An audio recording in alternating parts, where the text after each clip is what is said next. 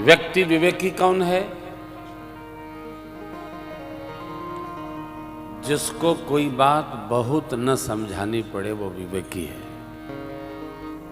कह दिया एक बार बहुत है, बार बार तो नौकर को कहना पड़ता है। विवेकी एक बार में समझता।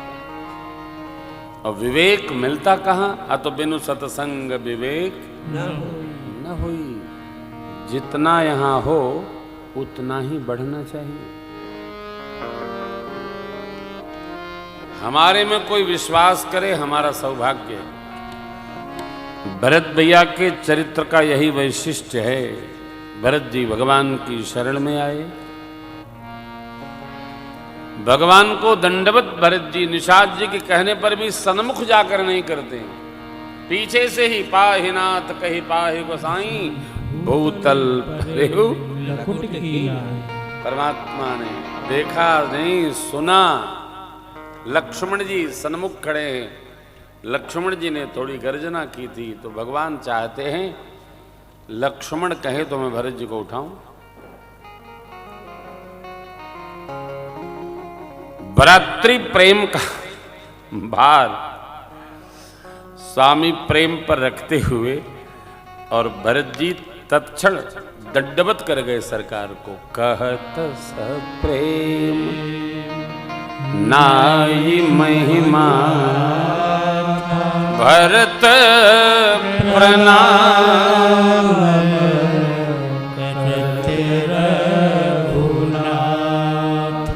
हे प्रभु, भरत भैया आपको प्रणाम कर रहे हैं। इतना लक्ष्मण जी के मुंह से सुनना हुआ कि मेरे सरकार उठे राम सोनी प्रेम यधीरा कहूँ पट कहूँ निसन हे राम सोनी प्रेम यधीरा कहूँ पट कहूँ राम सुनि प्रेम यधीरा कहूँ पट कहूँ भगवान विह्वलता से उठे, पाट अलग हो गया, निशंग दूर किया, सारंग एक तरफ। क्यों? जगत के जीव को और लक्ष्मण जी को भगवान मानो संदेश कर रहे हैं। भाई जिस भाव से मिलने आता है उसी भाव से उसको स्वीकार करना पड़ता है। इसलिए सारे जो अलंकरण सरकार के छिटक गए। बाबा राम सुनि प्रेम यधीरा कहूँ पट कहूँ राम सुनि प्रेम यधीरा कहूँ पट कहूँ कहूँ पट कहूँ कहूँ पट कहूँ। प्रेम विघ्न पसंद नहीं करता।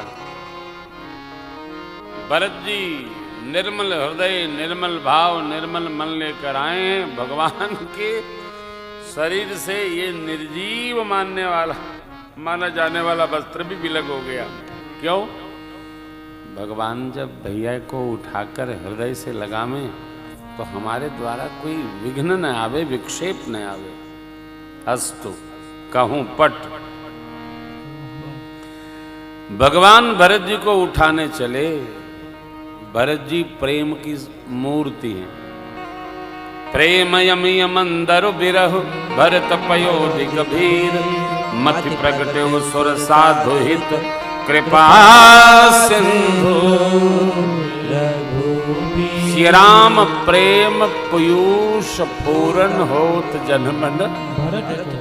भरत जी को आते देख निशंग जिसमें बाण रखा तरकस सरकार का सारंग। आलिंगन तो कर नहीं सकते परंतु महात्माओं का चिंतन है भरत जी के स्वागत में भरत जी के भाव का दर्शन करके ये निशंग के बाण भरत जी के चरणों में मानो प्रणाम करने लगे। इसलिए बाबा ने लिखा उठे राम सुनि प्रेम यधीरा पट कहूँ शंकर धीरा, राम सुनि प्रेमय धीरा, कहूँ पट कहूँ शंकर धीरा, कहूँ पट कहूँ शंकर धीरा, कहूँ पट कहूँ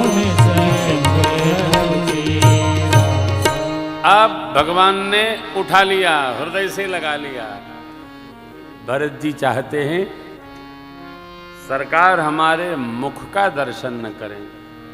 क्यों? हमारा मुख दर्शन योग्य नहीं है, क्योंकि मेरे ही नाम का प्रस्ताव हुआ तो मेरे प्रभु मैया भैया बन आ गए, मेरे पूज्य पिताजी का महाप्रयाण हो गया, माताओं का स्वरूप विचित्र हो गया, प्रजा को त्रास प्राप्त हुआ। देखो आप, सत्यशील राजा जब होता है ना, तो भारत की प्रकृति भी उसके स्वागत में खड़ी हो जाती है। महात्मा महाराज पृथु, महाराज प्रताप भानु, महाराज मनु जी महाराज, पृथ्वी भी उपस्थित होकर और स्वागत करती थी। महाराज क्या आज्ञा है?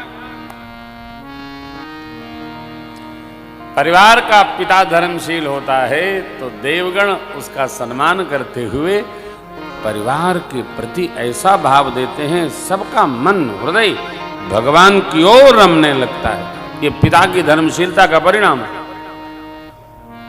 आप दर्शन करेंगे, अद्भुत दर्शन। मनुष्य दुर्भाग्य पावन प्रसंग में खूब दर्शन हुआ है, अद्भुत हुआ है। चलिए, भरत जी जैसा चाहते भगवान वैसे ही करते। बर बसलिए उठाई लाए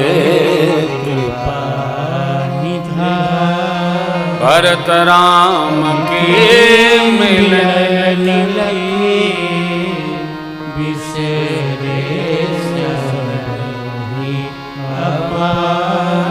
अगम स्नेह भरत रघुबर को जहन जाय मन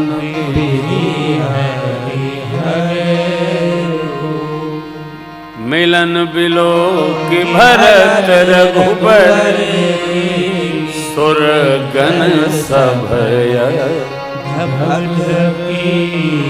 देवता घबरा गए। अरे ऐसा प्रेम! अब तो भरत जी जो कहेंगे राम जी वही मानेंगे। मैंने आपसे निवेदन किया, मनुष्य जहां जीता है औरों के बारे में वहीं उसकी संकल्पना होती है।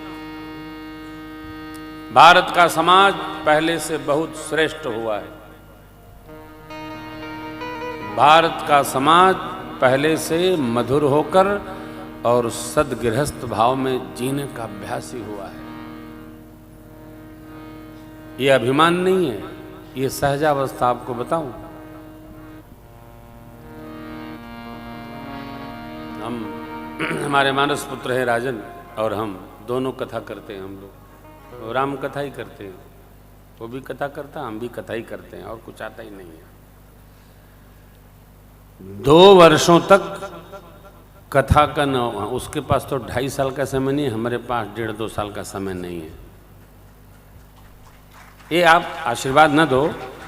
श्री मनसापूर्ण हनुमान जी महाराज की ऐसी कृपा है, यदि समाज विकृत है तो कथा कौन कराता है? और आप तो इतने लोग बैठे हैं, चूंकि हनुमान जी की छतरी है यहाँ, कहीं भी 5000 से कम लोग नहीं सुनते हैं। कोई वक्ता नहीं है जिसके पास 5000 से कम लोग बैठते हैं। 1000 वक्ता हैं कम से कम भारत में। 1000 गुणे 5000 कितना हुआ राहुल? इधर का शून्य उधर पहुंचा, कितना हुआ? 1000 गुणे, अरे कैलकुलेटर मारो तुरंत उल्टा करके। 50 लाख। 50 लाख पर डे लोग पंडाल में बैठ के कथा सुनते हैं माई बाप। 50 लाख। और इससे अधिक 2 लाख लगभग सभी वक्ताओं के सोशल मीडिया से लोग सुनते हैं। 1 करोड़ लोग नित्य कथा सुनते हो। आप गणना लगाइए कि यदि 18 दिन कथावाचक कथा करता हो तो एक साल में कितने लोग भगवान की कथा सुनते हैं और कहते हैं कलयुग आ गया है। आज का समाज त्रेता और द्वापर से भी श्रेष्ठ हुआ है, भगत हुआ है, वज्रानंदी हुआ है। पहले तीर्थों में वृद्धावस्था जाती थी, आजकल युवावस्था जाती है। नौजवान जाते, भाई बहन जाते। अब वो घूमने वाले सारे जितने भी जगह हैं, कुल्लू, मनाली, ओवा, गोवा, पोवा, खोवा, आगरा, खजुराहो, कोई जाता ही नहीं। सब अयोध्या, मथुरा, माया, काशी, कांची, अवंतिकापुरी, द्वारावती चैव सप्तैते मोक्षदायिका। नौजवान भाई बहन भी तीर्थ यात्रा करने जाते। खाए, यही कलयुग की महिमा है।